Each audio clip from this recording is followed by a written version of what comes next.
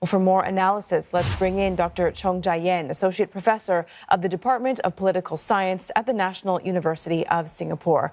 Good morning, Dr. Chong. Protests in China are actually not unusual, right? Citizens have expressed discontent about everything from property to migrant labor in the past. But here we are into day 3. What playbook are authorities going by, and why are they letting these crowds continue to protest? So I think the authorities recognize that there's a lot of frustration that's been building up to a boiling point. The deaths and the COVID lockdown of 10 people in Xinjiang was what really sparked, I think, tipped people over the edge. There's been a lot of anxiety. There's been a lot of unhappiness over the disruption to lives and livelihoods because of the strict COVID-0 policy.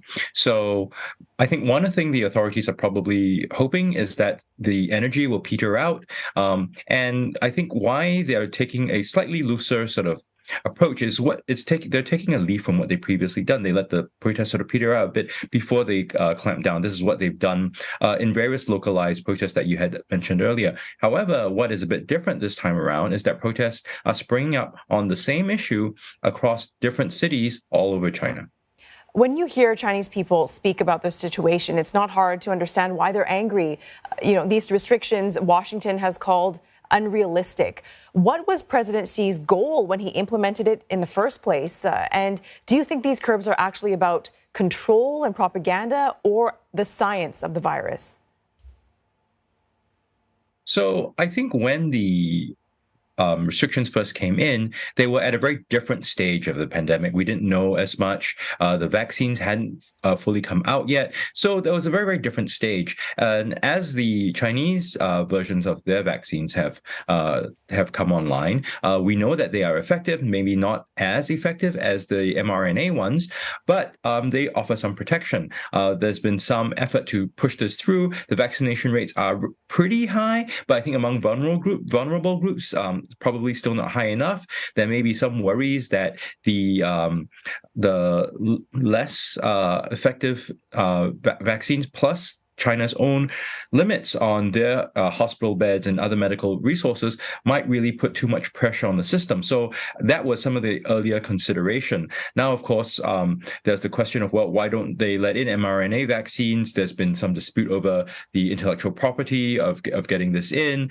And I think what really complicates issues is that Xi Jinping himself has attached, this zero COVID policy to his own legacy, which means to say that anything that goes wrong will be attached to him. So he has to make sure that it goes right. The CCP has an incentive to make sure everything looks right and doesn't go wrong. Otherwise, there could be some potential backlash that they may face, both on the streets, as we're seeing, but potentially within the party as well. Let's talk about the social media angle of this. Social media has been awash with videos showing the country's stringent measures every day. People posting authorities spraying individuals with disinfectant, for example. Even though Weibo is controlled in China, what role do you think it has played in this recent unrest?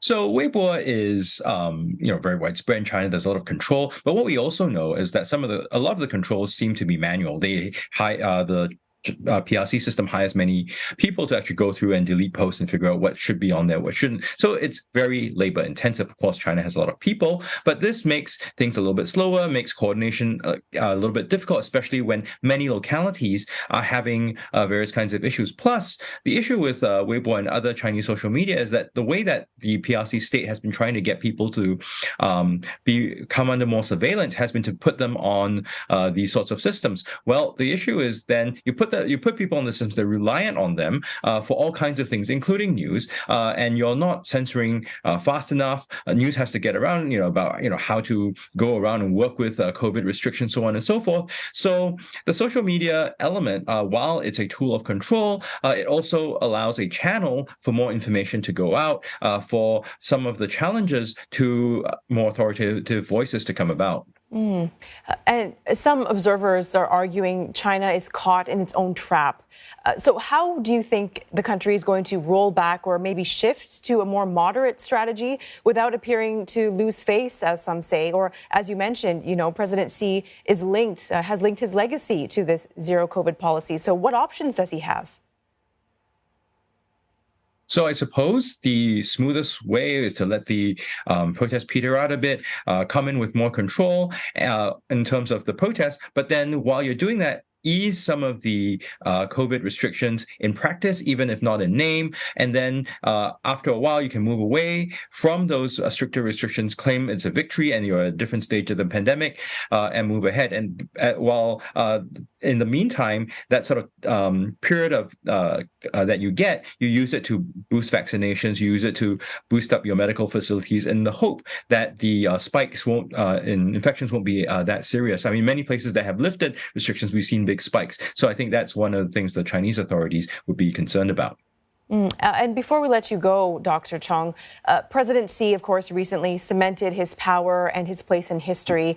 And our correspondent earlier said that these demonstrations may actually take away from the facade of absolute power that he wields. What do you think?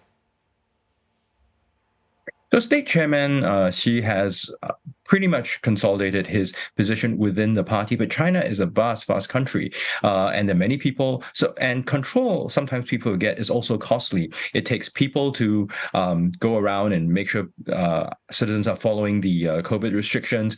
It takes lots of police to try to put down lots of these protests. So these costs, right, they have to be measured and brought under control. So even if Xi does not face challenge within the party, these sorts of simultaneous protests all across the country does put some strain on the system. That's where it's a bit different from previous protests, which are more sporadic. They're less coordinated. There doesn't seem to be organization this time around, but certainly, they are very widespread.